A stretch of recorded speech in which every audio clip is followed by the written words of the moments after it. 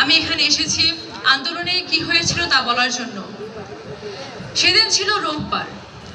আমি গিয়েছিলাম গোসাইরহাট ইদেলপুরের ওই জায়গায়। সেখানে আমার সহ অনেক বন্ধুজন ছিল। সেখানে অনেক মিছিলও হয়েছিল, কিন্তু সেটা আমাদের ছিল না, সেটা ছিল অন্য দলের, ছাত্রলীগের, আরো বিভিন্ন মানুষের।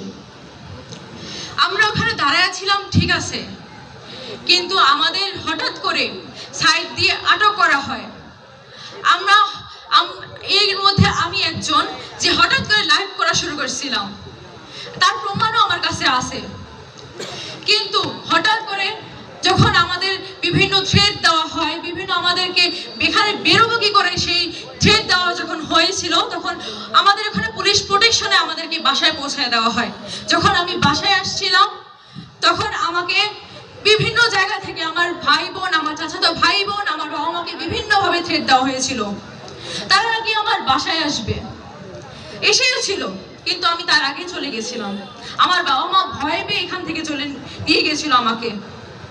তারা 3টার সময় আমার বাসায় আসছে। আমার বাবাকে ভাজে বাসা বলেছিল, আমার ফোনটা পর্যন্ত নেওয়া হয়েছিল। তারা বিভিন্ন ভাষায় গালিগালাজ করেছিল আমার বাবা আমাকে ক্লাবে নিয়ে। তখন আমিও তো একজন স্টুডেন্ট, তাদের বোঝা উচিত ছিল। তারা আমাকে বলে আমি বিভিন্ন দলের সাথে জড়িত, আমি নাকি গোসাইরহাটের 500 জন চালাই।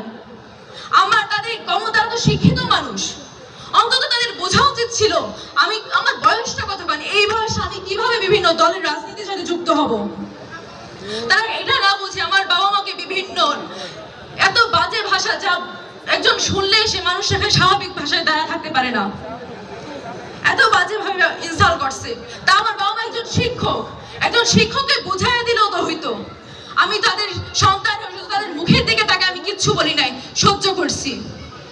কিন্তু আমি একজন স্টুডেন্ট, তেমনি আমি একজন বাবা মার সন্তান। আমি তো অসৎ পথে যাই নাই, আমি তো অন্যায় করি নাই, আমি ন্যায় কাজ করেছি। তাহলে সেজন্য কেন আমাকে 4 দিনের মতো আমাকে লুকায় থাকতে হবে? তাই আমি বলতে চাই, আমি যেরকম একটা মেয়ে, রাস্তাঘাটে অনেক মানুষ অনেক কথা বলে, অনেকে অনেকভাবে ইফটিজিং করে, অন্যায় কাজ করে। যেরকম একটা ছেলে যেরকম একটা প্রতিরোধ করতে পারে, আমিও চাই প্রত্যেকটা মেয়েও যেরকম প্রতিরোধ করতে পারে আমার মতো। সবাই যেন সেটাই উদ্যোগ নেয়।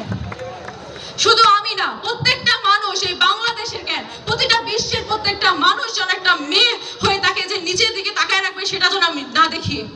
সবাই যেন তার প্রতিরোধ করতে পারে। আমাকে থ্রেট দেওয়া হয়, আমার নাকি 1 টুকরা মাংস খুঁজে পাওয়া যাবে না।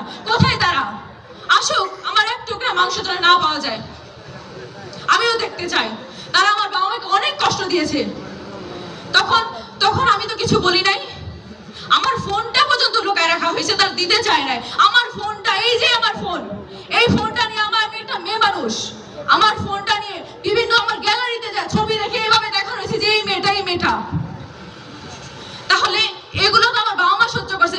আমার বাবা একজন টিচার, তিনি নিচের দিকে তাকায় ছিল, কিছু বলার সাহস পায় নাই। সেখানে আমার অনেক আত্মীয় স্বজনও ছিল, কিন্তু তারাও কিছু বলে নাই। আজ আমি শুধু একটা জিনিসই সবাইকে বলতে চাই, কখনো অন্যায় করো না, আর অন্যায় দেখলে সেটা প্রতিরোধ করতে শিখো। তুমি ছেলে হও বা মেয়ে হও, প্রতিরোধ করো। প্রতিরোধ করলে কেউ ছোট হয় না, বড়ই হয়। আজ আমি আমার এই সংক্ষিপ্ত বক্তব্যে তোমাদেরকে স্বাগতম জানালাম। আগামী দিনগুলো তোমাদেরকে দেখতে চাই। আসসালামু আলাইকুম।